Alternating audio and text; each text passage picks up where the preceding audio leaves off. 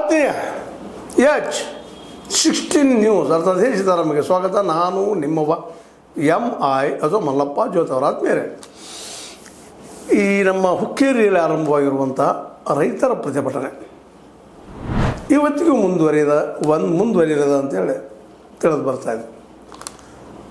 ಮುಖ್ಯವಾಗಿ ನೀರಿಗಾಗಿ ಇದೆಲ್ಲ ಹೋರಾಟ ನಡೀತಾ ಇದೆ. ನಿನ್ನೆ ಒಂದು ವಿಡಿಯೋದಲ್ಲೇ ಒಂದಿಷ್ಟು ಕಡೆ ನಾನು ಈ ಶಶಿಕಾಂತ್ ನಾಯ್ಕ್ ಅಂತ ಪಡಿಸಿದ್ದೀನಿ, ಕ್ಷಮೆ ಇರಲಿ.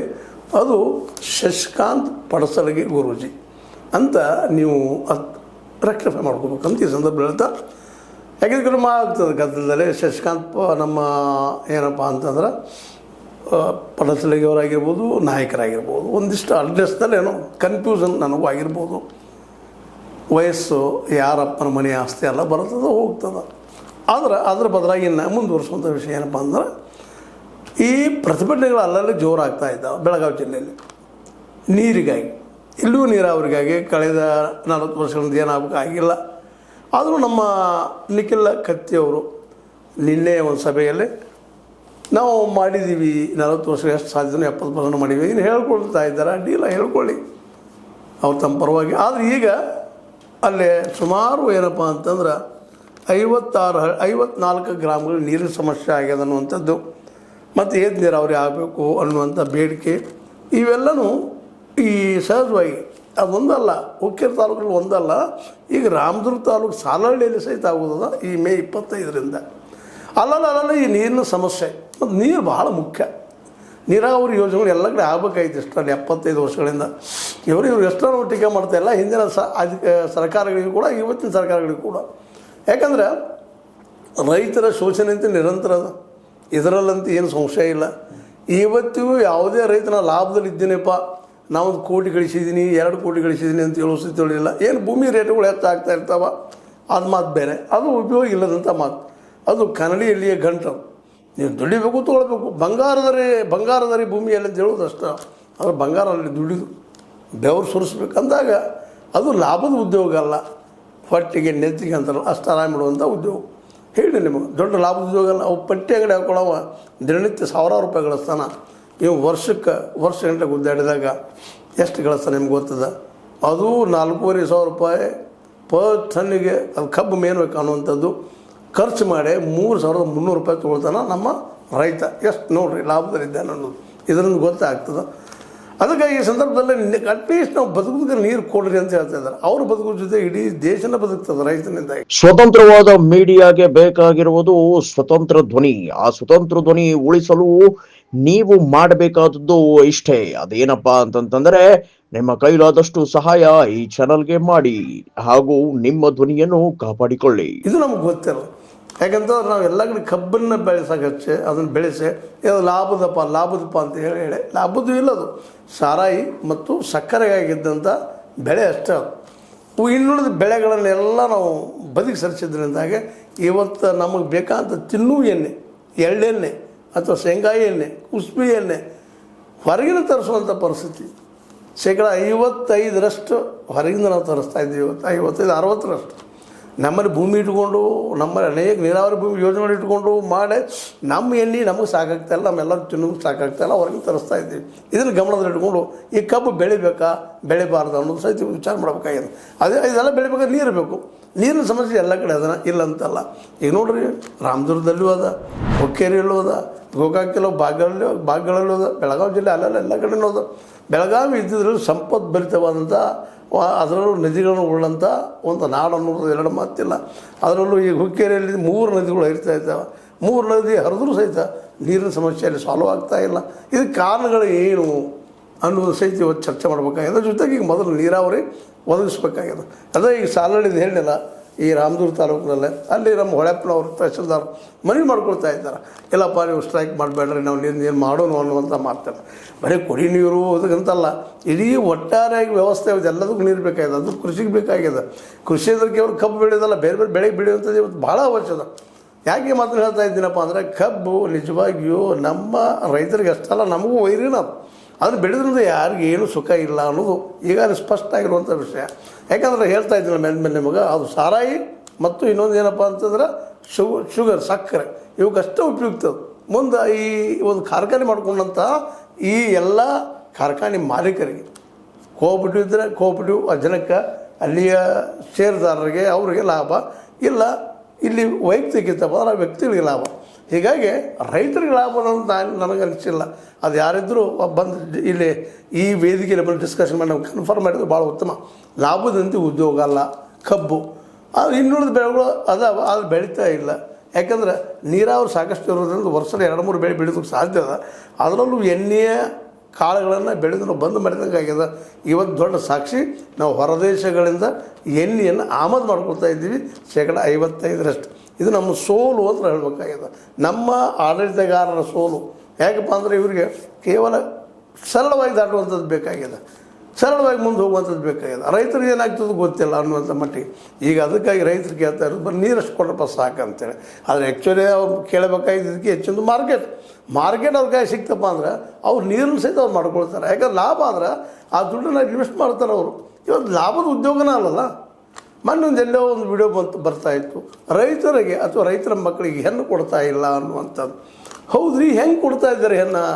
ಸಾಕಷ್ಟು ಶ್ರಮ ವಹಿಸಿ ದುಡಿತೀವಿ, ಮಾಡಿದ್ರೆ ಲಾಭದ ಉದ್ಯೋಗ ಅಲ್ಲ ಇದು. ಮೊದಲದಾಗೆ ಲಾಭ ಇಲ್ಲ ಅಂದಾಗ ಸಹಜವಾಗಿ ಶೇರುಗಳಲ್ಲಿ ಅಲ್ಲೇ ವೆಲ್ಸಿಲ್ಲ ಅಂತ ಹೆಣ್ಮಕ್ಕಳು ಒಬ್ಬ ವೈಟ್ ಕಾಲರ್ ಜಾಬ್ನ ಹುಡುಕಿ ಶುರು ಮಾಡಿಬಿಡ್ತಾರೆ ಅವ್ರ ತಂದೆ ತಾಯಿಗಳು. ಪ್ರತಿಯೊಬ್ಬ ಯಾರು ಇವತ್ತು ಹೇಳ್ತಾ ಇದ್ದಾರೆ ಅವ್ರಿಗೆ ಹೆಣ್ಣು ಮಕ್ಕಳು ಅವ್ರ ವಿಚಾರ ಹೊತ್ತು ವಿಚಾರ ಮಾಡ್ತಾರೆ. ಹೌದಪ್ಪ, ಮತ್ತೆ ರೈತ ಮನೆಗೆ ಹೋಗೋದು, ದುಡಿದು ಮುಂಜಾನೆ ಸಾಯಂಕಾಲ ತನಕ ಬೆಳಗ್ಗೆ 5ಕ್ಕೆ ಶುರು ಆದ್ರೆ ರಾತ್ರಿ 8-9 ತನಕ ದುಡಿದು ಕಡೆಗೆ ಸಿಗೋದು ಎಷ್ಟು ಅದರಿಂದ ಅನ್ನುವಂಥ ದೊಡ್ಡ ಪ್ರಶ್ನೆಗಳನ್ನ ಅಲ್ಲೇ ನಾವು ಕೇಳ್ತಾ ಇದ್ದೀವಿ. ಅಲ್ಲಲ್ಲ ಎಲ್ಲ ಕಡೆ ಇರುವಂಥ ಪ್ರಶ್ನೆ. ಹೀಗಾಗಿ ಏನು ಮಾಡ್ತೀರಪ್ಪ, ರೈತಾಪಿ ಅಂದರೆ ಒಂದು 10 ಎಕರೆ ಭೂಮಿ ಅದ, ನಾವು ಹೆಣ್ಣು ಕೊಡೋದಿಲ್ಲ ಅನ್ನೋದು ಬೆಳೀತಾ ಇದೆ ಇವತ್ತು. ಅಷ್ಟು ದುಡಿದ್ರು ಲಾಭ ಇಲ್ಲಲ್ಲೇ, ಒಳ್ಳೆಯ ಬದುಕಿಲ್ಲ.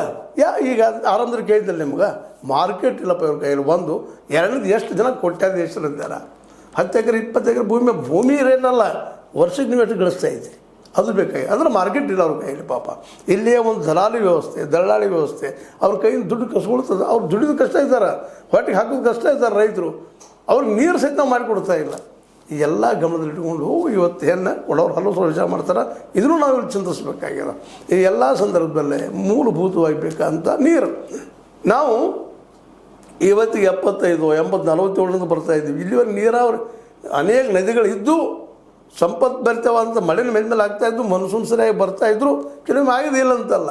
ನಾವು ನೀರನ್ನು ಸಂಗ್ರಹ ಮಾಡುವಂಥ ಒಂದು ದೊಡ್ಡ ಏನಪ್ಪ ಪ್ರಯಾಸವನ್ನು ನಾವು ಮಾಡಿಲ್ಲ ಅಂತ ಹೇಳ್ಬೇಕಾಗಿದೆ. ಇನ್ನೂ ಭಾಳ ದೊಡ್ಡ ಪ್ರಮಾಣದಲ್ಲಿ ಆಗಬೇಕಾಗಿತ್ತು. ಎಲ್ಲ ಕಡೆಗೂ ನೀರಾವರಿ ಮಾಡಬೇಕು, ನದಿಗಳನ್ನು ಡಿವೈಡ್ ಮಾಡಬೇಕು, ಏನೇನೋ ಪ್ಲಾನ್ಗಳಿದ್ದು.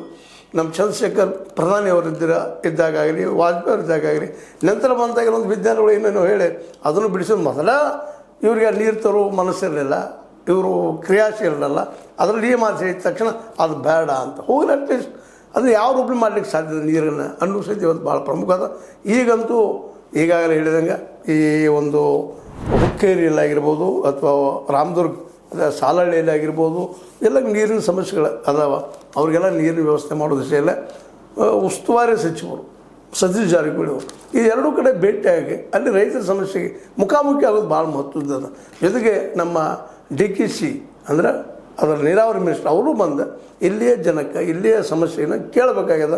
ಈಗಂತೂ 3ನೇ ದಿನಕ್ಕೆ ಕಾಲಿಟ್ಟದ. ಈಗಾಗಲೇ ಗೊತ್ತದ ನಮ್ಮ ಚೂನಪ್ಪ ಪೂಜಾರಿ ಅವರ ಮತ್ತು ಜೊತೆಗೆ ಶಶಿಕಾಂತ್ ಪಡಸಲ್ಗಿ ಗುರೂಜಿ ಅವರ ಹೋರಾಟಗಳು ಈಗ ಗುರುಲಾಪುರದಲ್ಲಿ ನೋಡಿದ್ದೀನೋ ಅದು ಆಗುವವರೆಗೆ ಬಿಡಲಾರದಂಥ ಹಠ ಧೋರಣೆ ಹಠಯೋಗ ಅವರಲ್ಲಿದೆ. ಹೀಗಾಗಿ ಈ ಸಣ್ಣದಾಗಿ ಆರಂಭ ಇರುವಂಥ ಈ ಒಂದು ಪ್ರತಿಭಟನೆ ಇದು ಇಲ್ಲಿ ನಿಲ್ಲಬೇಕಾಗಿದ್ದರೆ ಮೊದಲು ಉಸ್ತುವಾರಿ ಸಚಿವರು ಅಂತ ಸತೀಶ್ ಅವರಾಗಿರ್ಬೋದು, ಸತೀಶ್ ಜಾರಕಿಹೊಳಿ ಅವ್ರ ಜೊತೆಗೆ DKC ಅವರು ಬಂದ ಅವ್ರನ್ನ ಕೇಳಿ ಅವ್ರು ಏನು ಬೇಡಿಕೆ ಅದ ಅಟ್ಲೀಸ್ಟ್ ಸ್ಪಂದಿಸುವಂಥ ಕೆಲಸ ಆದ್ರೆ ಭಾಳ ಉತ್ತಮ ಆಗ್ತದೆ. ಮತ್ತು ಜೊತೆಗೆ ಅವ್ರು ಹೇಳ್ತಾ ಇದ್ದಾರೆ ಇವತ್ತು ರೈತ ನಾಯಕರೆಲ್ಲರೂ 2,000 ಕೋಟಿ ರೂಪಾಯಿ ಇನ್ವೆಸ್ಟ್ ಮಾಡಿದರೆ ಹುಕ್ಕೇರಿ ತಾಲೂಕೆಲ್ಲ ನೀರಾವರಿ ನಂದನವನ ಆಗ್ತದೆ ಅಂತೇಳಿ. ಅದೇ ರೀತಿ ರಾಮದುರ್ಗ ತಾಲೂಕದ ಅವ್ರ ಬೇಡಿಕೆ ಏನಿದೆ ಅವುಗಳನ್ನು ವಿಚಾರ ಮಾಡಿದರೆ ಬೆಳಗಾವಿ ಜಿಲ್ಲೆ ಇಲ್ಲಿ ಅಷ್ಟೇ ಈಗ ಸೀಮಿತ ಆಗಿರುವಂಥ ಅದು ಹುಕ್ಕೇರಿ ಮತ್ತು ರಾಮದುರ್ಗಕ್ಕೆ ಸೀಮಿತ ಆಗಿರುವಂಥ ಹೋರಾಟ ಒಂದು ವೇಳೆ ಅದು ನಿಲ್ಲಿಸ್ದೆ ಹೋದ್ರೆ ಅಥವಾ ಬಂದು ಸ್ಪಂದಿಸ್ದೆ ಹೋದ್ರೆ ದೊಡ್ಡದಾಗೋದ್ರಲ್ಲಿ ಯಾವ ಸಮಸ್ಯೆನೂ ಇಲ್ಲ. ಯಾಕಪ್ಪ ಅಂದ್ರೆ ಅವ್ರ ಸಮಸ್ಯೆ ಆಗಿದೆ ಪಾಪ ರೈತರಿಗೆ ಎಲ್ಲರಿಗೂ ಇವತ್ತು ನೀರಿಂದು ಫಸ್ಟ್ ನೀರು ಅಟ್ಲೀಸ್ಟ್ ಹೋಗಲ್ಲಪ್ಪ ನೀವು ಲಾಭ ಕೊಡಲಿಕ್ಕೆ ಅಷ್ಟು ನೀವು ತಿಂದು ಬಿಡ್ರಲ್ಲ, ಆದರೆ ಅಟ್ಲೀಸ್ಟ್ ನಮಗೆ ಬದುಕೋದಕ್ಕಂತ ಅವಕಾಶ ಮಾಡಿಕೊಡ್ರಿ. ಯಾಕೆ ಸಾಲ ಅಟ್ಲೀಸ್ಟ್ ಹರ್ಕೊಳ್ಳೋಂಥ ವ್ಯವಸ್ಥೆ ಕೊಡ್ರಿ. ಯಾಕಂದ್ರೆ ಬಡ್ಡಿ ತುಂಬಿದ್ರಲ್ಲಿ ರೈತ ಸಾಯ್ತಾ ಇದ್ದಾನೆ. ಸಾಲ ತರೋದು, ಬಡ್ಡಿ ತುಂಬೋದು, ಮತ್ತು ಹಳಿ ಹೊಸದು ಮಾಡೋದು, ಇದೇ ಪರಿಸ್ಥಿತಿ ಆಗಿದೆ ರೈತಂದು. ಇಲ್ಲಪ್ಪ ನಾ ಈ ವರ್ಷ ಒಟ್ಟಿನಲ್ಲಿ ಸಾಲನ ಮಾಡಿಲ್ಲ, ಆರಾಮಿದ್ದೀನಿ ಅಂತ ಒಬ್ಬ ರೈತ ಅದು ಹೇಳ್ತಾ ಇದ್ದಾನ. ಎಲ್ಲೋ ಒಬ್ರು ಇರ್ಬೋದು, ಅವರು ಲ್ಯಾಂಡ್ಲೋಡು ಅಥವಾ ಅದಕ್ಕೆ ನಾವು ಫ್ಯೂಚರಿಸ್ಟ್ ಅಂತ ಕರಿತೀವಿ, ಜಮೀನ್ದಾರರು ಇರ್ಬೋದು. ಅವ್ರಿಗೂ ಗೊತ್ತಿಲ್ಲ ಎಷ್ಟು ಬರ್ತದೆ ಭೂಮಿ, 106 ಎಕರೆ ಭೂಮಿ ಇರ್ತದೆ, ಎಷ್ಟು ಲಾಭ ಆಗ್ತದೆ ಗೊತ್ತಿಲ್ಲ. ಬಟ್ ಅವರು ಕೋಟ್ಯಾಧೀಶರಲ್ಲ, ಭೂಮಿಯಿಂದ ಕೋಟಿ ಅರ್ಥ ಆಗ್ಬೋದು ವಿನ ಅಷ್ಟು ಟ್ರಾನ್ಸಾಕ್ಷನ್ ಅವರಿಂದ ಆಗ್ತದೆ ಅಂತ ಹೇಳೋಕ್ಕೆ ಸಾಧ್ಯ ಇಲ್ಲ. ಎಲ್ಲ ನೆಲೆಗಟ್ಟಿನಲ್ಲ ಅಟ್ಲೀಸ್ಟ್ ರೈತ ಬದುಕೋದಕ್ಕೆ ನೀರಾವರಿಗಾಗಿ ಸ್ಪಂದಿಸುವಂಥ ಕೆಲಸ ಉಸ್ತುವಾರಿ ಸತೀಶ್ ಜಾರಕಿಹೊಳಿ ಅವರು, ನೀರಾವರಿ ಮಿನಿಸ್ಟರ್ ಡಿ ಕೆ ಶಿವಕುಮಾರ್ ಅವರು, ಇವರು ಈ ದಿಶೆಯಲ್ಲಿ ಹೆಜ್ಜೆ ಇಟ್ಟಷ್ಟು ಒಳ್ಳೆಯದು. ಆರಂಭದಲ್ಲಿ ಈ ಸಮಸ್ಯೆಯನ್ನು ಸಾಲ್ವ್ ಮಾಡಿದರೆ, ಪರಿಹಾರ ಮಾಡಿದರೆ ನಿಶ್ಚಿತವಾಗಿಯೂ ಅವ್ರಿಗೂ ಒಂದು ಕ್ರೆಡಿಟ್ ಬರ್ತದೆ. ಇಲ್ಲಾಂದರೆ ಬೆಳೆದು ಅಂತ ದಿನದಿಂದ ದಿನಕ್ಕೆ ಬೆಳೀತಾ ಹೋದ್ರೆ ಇವತ್ತು ಸಣ್ಣದಿದ್ದಂಥದ್ದು ನಾಳೆ ದೊಡ್ಡದಾಗಿ ಇಡೀ ಜಿಲ್ಲೆ ತುಂಬ, ಇಡೀ ರಾಜ್ಯ ತುಂಬ ಹಬ್ಬುವಂಥ ಸಾಧ್ಯತೆಗಳು ಇದ್ದಾವೆ. ಅದಕ್ಕೆ ಸಾಕ್ಷಿ ಗುರ್ಲಾಪುರ ಹೋರಾಟ ಅನ್ನೋದು ಮರಿದ. ಇದಕ್ಕೆ ಉತ್ತರ ಹುಡುಕುವಂಥ ಕೆಲಸ ಮಾಡ್ತಾರ ಅನ್ನೋ ವಿಶ್ವಾಸದಿಂದ ನನಗನಿಸಿದ ಕೆಲವು ಮಾಧ್ಯಮದೊಂದಿಗೆ ಮಾತಾಡಿದ್ದೀನಿ. ಲೈಕ್ ಮಾಡಿ, ಶೇರ್ ಮಾಡಿ, ಕಾಮೆಂಟ್ ಮಾಡಿರಿ. ಜೊತೆಗೆ ಸಬ್ಸ್ಕ್ರೈಬ್ ತಿಳಿಸ್ಕೊಡ್ರಿ. H16 ನ್ಯೂಸ್ ಅರ್ಥ ತಿಳಿಸಿದ್ದಾನೆ ಸತ್ಯದ ಕೈಗನ್ನಡಿ. ವಂದನೆಗಳು. ಆತ್ಮೀಯ ಸಾರ್ವಜನಿಕರಲ್ಲಿ H16 ಅರ್ಥಾತ್ ಸೀತಾರಾಮದಿಂದ ಒಂದು ಮನವಿ. ಈ ಸಂಸ್ಥೆ ಭ್ರಷ್ಟಾಚಾರ, ಅನ್ಯಾಯ, ಅತ್ಯಾಚಾರಗಳಿಂದ ನೊಂದವರ ವೇದಿಕೆ, ಅನ್ಯಾಯಕೋರರ, ಭೂಗಳ್ಳರ, ನಶಾ ಸಾರಾಯಿ ಮಾಫಿಯಾಗಳ ವಿರುದ್ಧದ ಧ್ವನಿ, ರೈತರ, ಕೂಲಿಕಾರ, ಕಾರ್ಮಿಕರ, ಬಿದ್ದ ಸಮುದಾಯ ಜನರ ಧ್ವನಿ ಬೆಂಬಲವಾಗಿ ನಿಂತು ತನುಮನ ಧನದ ಸಹಾಯಕ್ಕೆ ಸಾರ್ವಜನಿಕರಲ್ಲಿ ಕೋರಿಕೆ. ದಾನದ ಸಹಾಯ ನೀಡಿ ಸ್ವಾತಂತ್ರ್ಯ ಪತ್ರಿಕೋದ್ಯಮ ಉಳಿಸಿ ಬೆಳೆಸಿ. ವಂದನೆಗಳು. ತಮ್ಮನ್ನೇ ನಂಬಿರುವ ಮಲ್ಲಪ್ಪ ಇ ಜೋತಾವರ್. ಈ ಕೆಳಗಿನ QR ಸ್ಕ್ಯಾನ್ ಮಾಡಿ ಅಥವಾ ಈ ನಂಬರ್ ಅಂದರೆ 7411402405ಗೆ ಇಲ್ಲ 9686864852ಗೆ ನೀವು ಫೋನ್ಪೇ ಮಾಡಿ, ಪೇಟಿಎಮ್ ಮಾಡಿ ಅಥವಾ ಇನ್ನಾವುದೇ ಮಾಧ್ಯಮದಿಂದ ಗೂಗಲ್ ಮೂಲಕ ಸಹಾಯ ಮಾಡಿ ಈ ಪ್ರಾಮಾಣಿಕ ಪತ್ರಿಕೋದ್ಯಮವನ್ನು ಉಳಿಸಿ ಅಂತ ಮತ್ತೊಮ್ಮೆ ಮನವಿ. ವಂದನೆಗಳು.